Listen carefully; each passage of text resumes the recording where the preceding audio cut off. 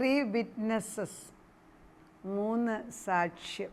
പരിശുദ്ധാത്മാവിൻ്റെ ശക്തിയിൽ ദൈവത്തിൻ്റെ രക്തത്തെക്കുറിച്ച് കണ്ടിന്യൂസ് ആയിട്ട് നമ്മളെ കൊണ്ട് പറയിപ്പിക്കുകയാണ്. കർത്താവിൻ്റെ രക്തത്തിൻ്റെ മഹത്വം ഓരോ ഭവനങ്ങളിലും വീണുകൊണ്ടേയിരിക്കുകയാണ്. നമ്മുടെ മക്കളുടെ മേൽ പതിയുന്നു, ഭർത്താക്കന്മാരുടെ മേലെ ഭവനത്തിന് ചുറ്റും കർത്താവ് വേലി കെട്ടുന്നു. വീടിൻ്റെ മുൻവശത്തും പുറവശത്തും ഇടതും വലതും എല്ലാം കർത്താവ് രക്തത്താൽ ചിഹ്നമിടുകയാണ്. ദൈവം നമ്മുടെ മക്കളുടെ മേലെ നമ്മുടെ നെറ്റിക്ക് കർത്താവിൻ്റെ ചിഹ്നമിട്ട് കഴിഞ്ഞിരിക്കുകയാണ്. അങ്ങനെയുള്ള ഒരു വലിയ പദവിയിലേക്ക് നമ്മളെ കയറ്റിയപ്പോൾ 3 പേരാണ് സാക്ഷ്യം പറയുന്നത്. 2 പേർ ഒരുമനപ്പെട്ട് സാക്ഷ്യം ചെയ്താൽ അത് ശരിയെന്ന് കോടതികൾ വിധിക്കുന്നു എങ്കിൽ വേദപുസ്തകത്തിൽ 1 യോഹന്നാൻ 5:7-8 ആത്മാവും സാക്ഷ്യം പറയുന്നു. ആത്മാവ് സത്യമല്ല, വളരെ ഇമ്പോർട്ടൻ്റ് ആയിട്ടുള്ള പോയിൻ്റാണ്. ആത്മാവും സാക്ഷ്യം പറയുന്നു. ആത്മാവ് സത്യമാണ്, സത്യത്തിൻ്റെ ആത്മാവാണ് ഇവിടെ നമ്മുടെ മുമ്പിൽ നിൽക്കുന്നത്. സാക്ഷ്യം പറയുന്നവർ 3 ഉണ്ട്, 3 പേരാണ് സാക്ഷ്യം പറയുന്നത്. ആത്മാവ്, ജലം, രക്തം, ഈ 3ൻ്റെയും സാക്ഷ്യം ഒന്നു തന്നെ. അവിടെ നിർത്താം. അപ്പോൾ സാക്ഷ്യം പറയുന്നവർ 3 പേരുണ്ട്, ആത്മാവ്, ജലം, രക്തം. അപ്പോൾ ഈ രക്തം സാക്ഷ്യം പറയണമെങ്കിൽ രക്തം ചൊരിയണം. അപ്പോൾ രക്തം ചൊരിഞ്ഞ് നമ്മൾ ലാസ്റ്റ് മരിക്കുന്നതിന് മുമ്പ് നമുക്ക് ലാസ്റ്റ് ഡിക്ലറേഷനുണ്ട്. മരിക്കുന്നതിന് മുമ്പ് നമ്മൾ ഓരോ മൊഴി പറയും, അതിന് വലിയ വിലയാണ്. കർത്താവ് ക്രൂശിൽ കിടന്നുകൊണ്ട് ഒരു കാര്യം വിളിച്ചു പറഞ്ഞു, ഇറ്റ് ഈസ് ഫിനിഷ്ഡ്. മരിക്കുന്നതിന് അല്പം മുമ്പ് യേശു പറഞ്ഞ ഭാഗമാണ് ഇറ്റ് ഈസ് ഫിനിഷ്. അതിനു മുമ്പ് കർത്താവ് പറഞ്ഞു, പിതാവേ ഇവർ ചെയ്യുന്നത് എന്തെന്ന് അറിയാമെങ്കിൽ ഇവരോട് ക്ഷമിക്കണം. നമ്മളെന്താ ചെയ്യുന്നതെന്ന് നമ്മൾക്ക് തന്നെ അറിഞ്ഞുകൂടാ.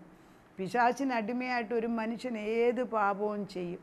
എന്നാൽ ക്രിസ്തുവിലായി കഴിയുന്നവൻ, ക്രിസ്തുവിൽ പൂർണ്ണമായി ആശ്രയിക്കുന്നവൻ്റെ സ്വഭാവത്തിലും രൂപത്തിലും എല്ലാം വലിയ വ്യത്യാസം വരും. അത് ഓട്ടോമാറ്റിക്കായിട്ട് ദൈവത്തിൻ്റെ പ്രവർത്തനമാണ് നമ്മൾ നടക്കുന്നത്. 5-ാം അധ്യായത്തിൻ്റെ 1-ാം വാക്യം അങ്ങനെയാണ്. യേശുവിനെ 1 യോഹന്നാൻ 5:1 യേശുവിനെ ക്രിസ്തു എന്ന് വിശ്വസിക്കുന്നവൻ എല്ലാം ദൈവത്തിൽ നിന്ന് ജനിച്ചിരിക്കുന്നു. ആരാണ്? ദൈവത്തിൽ നിന്ന് ജനിക്കുന്നവൻ. യേശുക്രിസ്തു പിതാവിൽ നിന്ന് വന്നവനാണെന്നുള്ള ബോധമുണ്ടാകും. യേശുവിനെ ക്രിസ്തു എന്ന് വിശ്വസിക്കുന്നവനെല്ലാം ദൈവത്തിൽ നിന്ന് ജനിച്ചു. അപ്പോൾ ക്രിസ്തുവിൽ കൂടെയാണ് വീണ്ടും ജനനം നമുക്ക് നിൽക്കുന്നത്. ജനിപ്പിച്ചവനെ സ്നേഹിക്കുന്നവനെല്ലാം അവനിൽ നിന്ന് ജനിച്ചവനെയും സ്നേഹിക്കുന്നു. അതായത് ജനിപ്പിച്ചവൻ പിതാവാണ്. പിതാവിനെ അറിയണമെങ്കിൽ പുത്രനെ അറിയണം. പിതാവിനെ സ്നേഹിക്കുന്നെന്ന് പറഞ്ഞിട്ട് പുത്രനെ സ്നേഹിക്കാതിരിക്കാൻ ഒക്കത്തില്ല.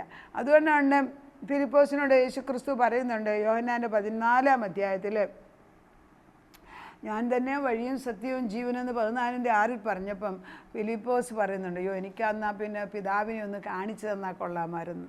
അപ്പോൾ യേശു പറഞ്ഞു, എന്നെ കണ്ടവൻ പിതാവിനെ കണ്ടിരിക്കുന്നു, പിതാവിനെ കണ്ടവൻ പുത്രനെയും കണ്ടിരിക്കുന്നു. അപ്പോൾ ഇവരെല്ലാം ഒന്നാണ്. പിതാവ്, പുത്ര, പരിശുദ്ധാത്മ ഒന്നാണെന്നും ഇവർ 3 പേരും ഒന്നിച്ച് നിൽക്കുന്നതെന്നും, that is called 3 in 1 and 1 in 3. ഇതൊക്കെ എപ്പോഴും റിപ്പീറ്റഡ്ലി നമ്മളോട് പറഞ്ഞിരുന്നില്ലെങ്കിൽ നമ്മൾ മറന്നുപോകും. നമ്മൾക്ക് വളരെ വളരെ ചെറുതായിട്ടുള്ള ഓർമ്മ ഇതിനകത്തൊക്കെ ഉള്ളൂ. അല്ല, വേണ്ടാത്ത കാര്യങ്ങളാണെങ്കിൽ ഓർക്കാൻ നമുക്ക് എപ്പോഴും സാധിക്കും. പക്ഷേ ഈ ലോക ജീവിതത്തിൽ ദിനം പ്രതി ഇത് ഇൻജക്റ്റ് ചെയ്യുന്നത് പോലെ നമ്മളെ പഠിപ്പിച്ചുകൊണ്ട്, അപ്പോൾ കർത്താവ് പറയുന്ന വചനം ഇങ്ങനെയാണ്, പിതാവിനെ സ്നേഹിക്കുന്ന, ജനിപ്പിച്ചവനെ, അത് പിതാവ്, പിതാവിനെ സ്നേഹിക്കുന്നവനെല്ലാം അവനിൽ നിന്ന് ജനിച്ചവനായ ക്രിസ്തുവിനെയും സ്നേഹിക്കുന്നു. നാം ദൈവത്തെ സ്നേഹിച്ചു അവൻ്റെ കൽപ്പനകളെ അനുസരിച്ച് നടക്കുമ്പോൾ ദൈവമക്കളെ സ്നേഹിക്കുന്നു എന്ന് അതിനാൽ അറിയാം. ദൈവകൽപ്പന നമുക്കൊരിക്കലും പ്രയാസമല്ല. ഇപ്പോൾ സ്വന്തം മക്കൾ, അത് എത്ര പ്രയാസമുള്ള, ഓരോ ഭവനത്തിൽ ഓരോ നിയമങ്ങളാണല്ലോ. ഇപ്പം നമ്മൾ വീട്ടിൽ ചില കാര്യങ്ങൾ പഠിപ്പിച്ച് വളർത്തും. കുറച്ച് കഴിയുമ്പോൾ അവർ മക്കൾ വലുതാകുമ്പം അത് തന്നെ നമ്മളോട് അവർ തിരിച്ചു പറയും. മക്കൾ പറയുന്ന എല്ലാം നമ്മൾ എത്ര തീക്ഷ്ണമായിട്ട് അനുസരിക്കും. നമുക്കൊരു മടിയിൽ ഒരു ചോദ്യവും ഇല്ല, നല്ല കാര്യങ്ങൾ ലീഗലായിട്ടുള്ളത്. അതുപോലെ തന്നെയാണ് ദൈവം തമ്പുരാനെ അറിയുമ്പോൾ, പുത്രനെ അറിഞ്ഞു കഴിയുമ്പോൾ അവൻ തന്നിരിക്കുന്ന കൽപ്പനകളൊന്നും പ്രയാസമുള്ളതല്ല. They are all originated in the love of Jesus Christ. ദൈവസ്നേഹത്തിൽ ഉരുവായതാണ്. അത് അഗാപ്പേ ലവാണ്, സാക്രിഫിഷ്യൽ ലവാണ്. നമുക്ക് വേണ്ടി ദൈവനാമത്തിൽ മറ്റുള്ളവർക്കും നമുക്ക് നന്മ വരുന്നതായിട്ടുള്ള സ്നേഹപ്രവർത്തനങ്ങളാണ് അതുകൊണ്ട് ഉദ്ദേശിക്കുന്നത്. മനുഷ്യരുടെ മുമ്പിൽ പ്രശംസ കാണിക്കാനുള്ളവയല്ല. കർത്താവിൻ്റെ വചനം വ്യക്തമായിട്ട് പറയുന്നു, അവൻ്റെ കൽപ്പനകളെ പ്രമാണിക്കുന്നതല്ലോ ദൈവത്തോടുള്ള സ്നേഹം. അവൻ്റെ കൽപ്പനകൾ ഭാരമുള്ളവയല്ല. വചനം വ്യക്തമായിട്ട് എഴുതി, അവൻ്റെ കൽപ്പന ഭാരമല്ല. ദൈവത്തെ സ്നേഹിച്ചു കഴിഞ്ഞാൽ ഇതൊന്നും പ്രശ്നമല്ല. ദൈവത്തിൽ നിന്ന് ജനിച്ചതൊക്കെയും ലോകത്തെ ജയിക്കുന്നു. നമ്മൾ ജയിക്കുന്നില്ല എന്നും തോൽവിയാന്നൊക്കെ ചിലർ പറയുന്ന എല്ലാം തെറ്റാണ്. നമ്മൾ ലോകത്തെ ജയിച്ചവരാണ്.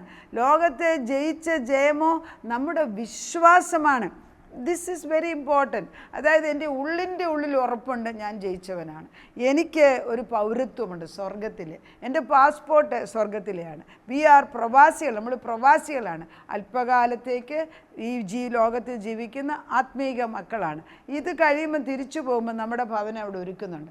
ആ ഭവനം ഒരുക്കേണ്ടത് ഇവിടെ വെച്ചാണ്. പക്ഷെ അവിടെ എപ്പോഴാണ് പിതാവും പുത്രനും തൻ്റെ സ്നേഹത്തിൽ നമ്മുടെ വെൽബീയിങ്ങിന് വേണ്ടി, നമുക്ക് നന്മ ചെയ്ത് ജീവിപ്പാൻ വേണ്ടി 10 കൽപ്പനകൾ വ്യക്തമായിട്ട് എഴുതി തന്നിരിക്കുന്നുണ്ട്. 10 കൽപ്പനകൾ ഇപ്പം പലയിടത്തും ഒന്ന് മാറ്റിക്കഴിഞ്ഞു. 10 കൽപ്പനകൾ എന്താണെന്ന് ആരോടും ചോദിച്ചാൽ അറിഞ്ഞുകൂടാ. അമേരിക്കൻ കോൺസ്റ്റിറ്റ്യൂഷനൊക്കെ 10 കൽപ്പന കോർട്ട് വെച്ചിരുന്ന് എടുത്തു മാറ്റി. പള്ളിക്കൂടത്തിൽ പ്രാർത്ഥനകളില്ലാതായി. കൊച്ചു പിള്ളേർ ഗണ്ണെടുത്തുകൊണ്ടൊന്ന് ഷൂട്ട് ചെയ്യുന്ന കാണാം. ഇതൊക്കെ നടക്കുന്ന ഈ ഒരു ലോകത്തിലാണ് നമ്മളും ജീവിക്കുന്നത്. സത്യത്തിൻ്റെ ആത്മാവുണ്ടെങ്കിൽ എങ്ങനെയാണ് ഒരാൾക്ക് വേറൊരാളെ കൊല്ലാൻ വെക്കുന്നത്? കുഞ്ഞുങ്ങൾ പോലും ചെയ്യുന്നത് എന്താ? വീട്ടിൽ കാണുന്നതല്ലേ പഠിക്കുന്നത്, ടി വി കാണുന്നതല്ലേ അവർ പഠിക്കുന്നത്. പിന്നെ കൊച്ചു കുഞ്ഞുങ്ങളുടെ വിചാരം എന്താ? അവർ വിചാരിക്കുന്നത് ഷൂട്ട് ചെയ്തിരുന്ന ആളെ പിന്നെ എഴുന്നേറ്റ് വരുന്ന. അങ്ങനെയാണോ? അല്ലല്ലോ. അപ്പം നമ്മൾ വീട്ടിൽ പഠിപ്പിക്കേണ്ടത് ശരിയാകുന്നില്ല എങ്കിൽ, 10 കൽപ്പനകൾ നമ്മൾ അനുസരിക്കുന്നില്ല എങ്കിൽ നമ്മുടെ ഭവനം നശിക്കും, നമ്മുടെ സമൂഹം നശിക്കും, നമ്മുടെ ദേശം നശിക്കും. അപ്പോൾ ദൈവം ഒരു കാലത്ത് ഇപ്പം 10 കൽപ്പന മാറും, കുറച്ച് കഴിയുമ്പോൾ പുതിയ നിയമം, കുറച്ച് കഴിയുമ്പോൾ പഴയ നിയമം. വേദപുസ്തകം പോലും മാറിപ്പോയാലും നമുക്ക് ഭയപ്പെടാൻ കാരണമില്ല. കാരണം നമ്മൾ അതുപോലെ വചന അടിസ്ഥാനത്തിൽ ഉറച്ചു നിൽക്കണം. പാറയാകുന്ന ക്രിസ്തുവിൽ നമ്മൾ ഉറച്ചു നിൽക്കണം. എത്ര നാൾ ഈ പുസ്തകം നമ്മുടെ കയ്യിൽ കാണുമെന്നുള്ളതല്ല, എത്രമാത്രം വചനം നമ്മുടെ ബുദ്ധിമണ്ഡലത്തിൽ, ഹൃദയത്തിൽ സംഗ്രഹിച്ചിരിക്കുന്നു. എന്നാൽ ഇതെല്ലാം സത്യമാണെന്ന് 2 പേരല്ല 3 പേരാണ് സാക്ഷ്യം തന്നിരിക്കുന്നത്. 3 പേര് സാക്ഷ്യം. അതിൻ്റെ വാക്യമാണ് അടുത്തത്. യേശു ദൈവപുത്രൻ എന്ന് വിശ്വസിക്കുന്നവനല്ലാതെ ആരാകുന്നു ലോകത്തെ ജയിക്കുന്നവൻ? ജലത്താലും രക്തത്താലും വന്നവൻ ഇവൻ തന്നെ. രക്തത്താലും ജലത്താലും യേശുക്രിസ്തു മനുഷ്യനായിട്ട് വന്നെന്ന്. ജലത്താലും രക്തത്താലും വന്നവൻ ഇവൻ തന്നെ. അത് യേശുക്രിസ്തു തന്നെ. ജലത്താൽ മാത്രമല്ല, ജലത്താലും രക്തത്താലും തന്നെ. വീണ്ടും വീണ്ടും അത് എംഫസൈസ് ചെയ്യുന്നുണ്ട്. അത് നമ്മൾ അറിയണം. ആത്മാവ് സാക്ഷ്യം പറയുന്നു. ആത്മാവ് സത്യമല്ലോ. സാക്ഷ്യം പറയുന്ന 3 ഉണ്ട്: ആത്മാവ്, ജലം, രക്തം. ഈ 3ൻ്റെയും സാക്ഷ്യം ഒന്ന് തന്നെ. മനുഷ്യരുടെ സാക്ഷ്യം കൈക്കൊള്ളുന്നു എങ്കിൽ ദൈവത്തിൻ്റെ സാക്ഷ്യം അത്രയോ അതിലും വലുതാകുന്നു. നമ്മൾ 2 കൊരിന്ത്യർ 13 ഇതിനെക്കുറിച്ചൊക്കെ എഴുതിയിട്ടുണ്ട്. അപ്പം നമ്മൾ മനസ്സിലാക്കേണ്ടത് ദൈവത്തിൻ്റെ സാക്ഷ്യം 3 പേരെ കൊണ്ട്, രക്തം, ജലം, ആത്മാവിനെ കൊണ്ട് സാക്ഷ്യം പറയിപ്പിച്ചൊരു ദൈവം മുമ്പിൽ വന്ന് നിൽക്കുകയാണ്. ഇതിൽ കൂടുതൽ ഒരു സാക്ഷ്യം ഇനി ഇല്ല. അതിനുവേണ്ടി നമ്മൾ നോക്കണ്ട. തന്നിരിക്കുന്നത് വാങ്ങിച്ചെടുക്കുക, വിനയപ്പെട്ട് അത് സ്വീകരിക്കുക, അതിൽ നമ്മൾ ഉറച്ചു നിൽക്കുക. എന്നിട്ട് അപ്പച്ചൻ്റെ കൽപ്പനകൾ നമുക്ക് പ്രയാസമല്ല എന്ന് ആത്മാവ് പറയുന്നത് ശ്രദ്ധ വെച്ച് കേൾക്കുക. ദിനംപ്രതി വചനം വായിക്കുക. വളരെ പ്രധാനപ്പെട്ട കാര്യമാണ്. കർത്താവിൻ്റെ പരിശുദ്ധ രക്തം, ജലം, ആത്മാവ്, ഈ 3ൻ്റെയും സാക്ഷ്യം. നാം മനുഷ്യരുടെ സാക്ഷ്യം കൈക്കൊള്ളുന്നു എങ്കിൽ ദൈവത്തിൻ്റെ സാക്ഷ്യം അതിലും വലുതാകുന്നു. ദൈവത്തിന് നമ്മളെക്കുറിച്ച് വലിയ ആഗ്രഹങ്ങളും ഉദ്ദേശങ്ങളും ഉണ്ട്. അത് നമ്മൾ മനസ്സിലാക്കിയില്ല എങ്കിൽ ദൈവത്തിന് സങ്കടമാണ്. കർത്താവ് നമ്മളോട് പറയുകയാണ്, ജീവൻ്റെ ഉറവിടമായ പുസ്തകത്തിനകത്ത് എല്ലാം വ്യക്തമായിട്ട് ഞാൻ എഴുതി തന്നിട്ടുണ്ട്. ആര് ഈ രഹസ്യങ്ങളെ എടുത്ത് പഠിച്ച് മറ്റുള്ളവർക്ക് പറഞ്ഞു കൊടുക്കും. പരിശുദ്ധാത്മാവിൻ്റെ ശക്തിയെ നമ്മളത് പഠിക്കുമ്പോൾ ദൈവം നമ്മളോടുകൂടെ നിന്ന് നമ്മളെ പഠിപ്പിക്കുന്നതാണ് ഇപ്പോൾ ഞാൻ വായിക്കുന്നത്. ഇവിടെ ഈ ആവർത്തന പുസ്തകം 19:15 ഒരു വാക്യം ഞാൻ പറയാം.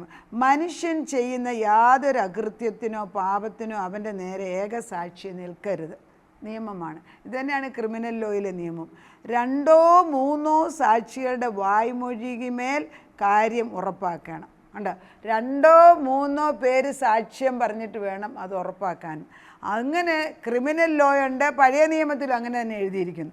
അങ്ങനെയാണെങ്കിൽ പുതിയ നിയമത്തിൽ 3 പേരുടെ സാക്ഷ്യമാണ് രക്തം, ജലം, ആത്മാവ്. അപ്പോൾ പഴയ നിയമത്തിൽ ആവർത്തന പുസ്തകം 19:15 അങ്ങനെയാണ് എഴുതി വച്ചിരിക്കുന്നത് എങ്കിൽ പൗലോസ് അത് തന്നെ എടുത്ത് കോട്ട് ചെയ്തിട്ടുണ്ട്. ഇവിടെ പരിശുദ്ധാത്മാവിൽ നിയോഗിക്കപ്പെട്ട് യോഹന്നാൻ എഴുതി വച്ചിരിക്കുന്നത് 3 കാര്യങ്ങൾ സാക്ഷ്യം പറയുന്നു: ആത്മാവ്, ജലം, രക്തം. 3ൻ്റെയും സാക്ഷ്യം ഒന്ന് തന്നെ. എന്ത് സാക്ഷ്യമാണ്? ദൈവത്തിൻ്റെ മക്കളായിട്ട് ക്രിസ്തുവിൽ ആയിത്തീരുക. ക്രിസ്തു ദൈവത്തിൽ നിന്ന് വന്നു. ക്രിസ്തുവിനെ സ്വീകരിക്കുമ്പോൾ നമുക്ക് അവനിൽ കൂടെ നിത്യമായ രക്ഷ കിട്ടിയിരിക്കുന്നു.